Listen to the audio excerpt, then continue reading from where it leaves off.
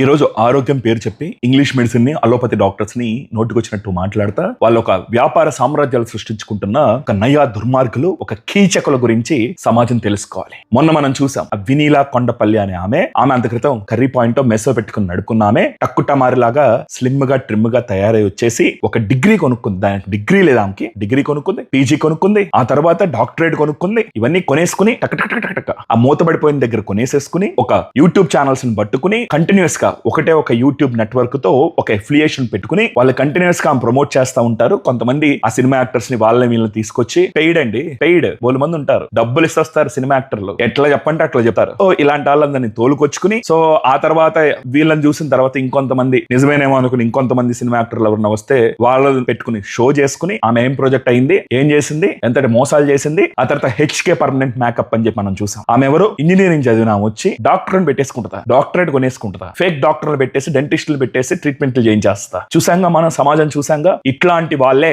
చాలా మంది, వీళ్ళకి మళ్ళీ ఫ్యాన్స్ కూడా. ఖాదర్ వలి, అట్లాగే ప్రకృతివనం ప్రసాద్ గారు, ఇంకా చాలా మంది ఉన్నారు. ఆనందయ్య, సో వీడు కూడా క్యాన్సర్ తగ్గిస్తాను బయలుదేరాడు. కొన్ని హెర్బల్ క్లినిక్స్ అని పెడుతున్నారు. మొత్తం అంతా కూడా ఒక డ్రామా సెటప్లు ఉంటాయి. మొత్తం ఒక యాక్టర్స్ తీసుకొచ్చి అక్కడ కూర్చోబెట్టి ఓపీ ఫ్రీ అంటారు. ఒక మందులు 5, 10, 25,000 మందులు కొనిపిస్తారు. లేకపోతే పునర్జన్ మేము క్యాన్సర్ తగ్గిస్తామని బయలుదేరుతారు. లేకపోతే ఈ మధ్యన ఈ సోషల్ మీడియాలో యూట్యూబ్ ఛానల్స్ పట్టుకుని వాళ్ళు అడ్వర్టైజ్మెంట్ వేయించుకుంటున్నారు. ఇక్కడ క్యాన్సర్ ట్రీట్మెంట్ వచ్చేస్తుంది. క్యాన్సర్ అంటే ఎంత ప్రమాదకరమైన స్థితికి వెళ్ళిపోయిందంటే ప్రజలు రకమైన దారుణమైన సిచ్యువేషన్ అండి. చాలా బాధాకరమైన సిచ్యువేషన్ క్యాన్సర్ బాధితులది, అట్లాగే కిడ్నీలు చెడిపోయిన వాళ్ళది. మేము కళ్ళతో చూస్తాం కాబట్టి మాకు తెలుసు. సో వీళ్ళకి హోప్లెస్ సిచ్యువేషన్ ఉంటే వీళ్ళు సంకలు గుద్దుకుంటా అలోపతికే తెలుసు, వేస్ట్, అదంతా వేస్ట్, ఆయుర్వేదం వేస్ట్, అలోపతి వేస్ట్, మేమే బెస్ట్, మేము కనిపెట్టాం. ఈ రాగులు తినంటే తగ్గిపోతాయి, లేకపోతే మిల్లెట్స్ తినంటే అన్ని తగ్గిపోతాయి, లేకపోతే ఇదిగో ఈ నూనెలు తాగేసేయండి మొత్తం తగ్గిపోతాయి. అంటే ఎవరికి ఒక్కొక్కడు మళ్ళీ వీళ్ళెవరు కూడా కలవరు, వీళ్ళలో వీళ్ళకి పడదు. ఇట్లాంటి వాళ్ళ గురించి కాన్స్టెంట్ గా ప్రజల్ని చైతన్యపరిచే కార్యక్రమం నేను మొదలు పెట్టాను. సో ఎదుర్కొంటాను,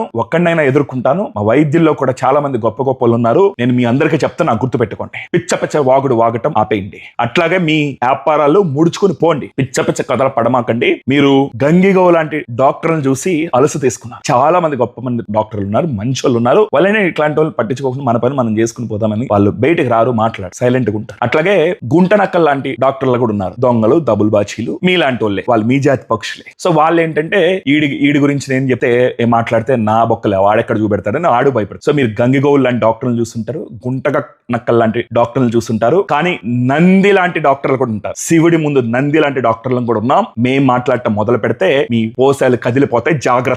జాగ్రత్త. పిచ్చ కథల పడమాకండి, అతి వాగుడు వాకమాకండి. మీ వ్యాపారాలు కూడా ఇప్పటి వరకు చేసుకున్నారు, కానీ